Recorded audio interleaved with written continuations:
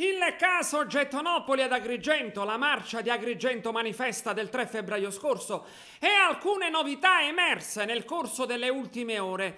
Ascoltiamo in proposito il già candidato a sindaco di Agrigento, Giuseppe Di Rosa, al microfono di Davide Saglia.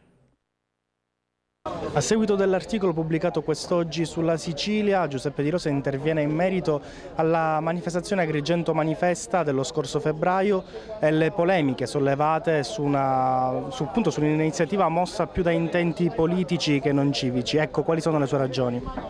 Ma io immediatamente avevo sventolato che avevo detto alla RAI che il tutto era manipolato e manovrato, avevo detto che era nata da ragazzi che volevano veramente manifestare contro la mala politica, ma era stata strumentalizzata da poteri economici, politici e imprenditoriali. Il perché era chiaro a tutti che quel consiglio comunale era sfuggito dalle grinfie della mala politica, era sfuggito dalle grinfie degli imprenditori che in quel caso, infatti, l'ultimo consiglio comunale noi abbiamo bocciato un qualcosa che ha fatto cadere un meccanismo che fino ad allora funzionava bene, cioè andare a speculare sul bene altrui per l'arricchimento dell'imprenditore di turno. Il PRG in questo momento, ancora oggi, la Procura della Repubblica sta continuando a chiamare i miei colleghi per le conferme di quanto anche da me dichiarato in fase di dichiarazioni alla Procura della Repubblica. Nel mio interrogatorio durato, non vorrei farle scordare a nessuno, che è durato 7 ore, e da lì nasce tutto il bailam che si è creato su Agrigento Manifesta. Ho sempre dichiarato, e l'ho fatto sin dal primo momento, che non tutta la manifestazione era manipolata, ma la gran parte lo era. Oggi viene alla luce che avevo ragione io. Ho sempre detto che c'erano dietro anche interessi politici. Il 70% dei manifestanti, degli organizzatori, erano candidati, guarda caso, con un unico sindaco. Bisogna attendere altro e altre dichiarazioni, però oggi è tutto più chiaro a tutti.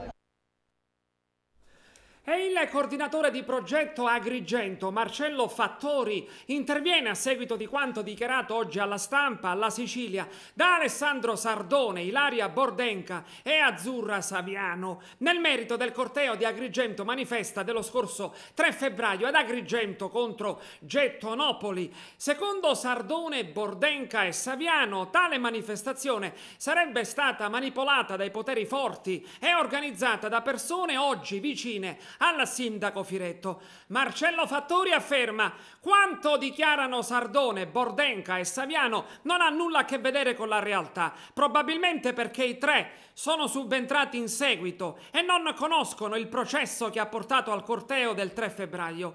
La manifestazione è nata su Facebook da un gruppo creato da me stesso, Marcello Fattori, e altre 3 persone che nulla hanno a che vedere con l'attuale sindaco Firetto.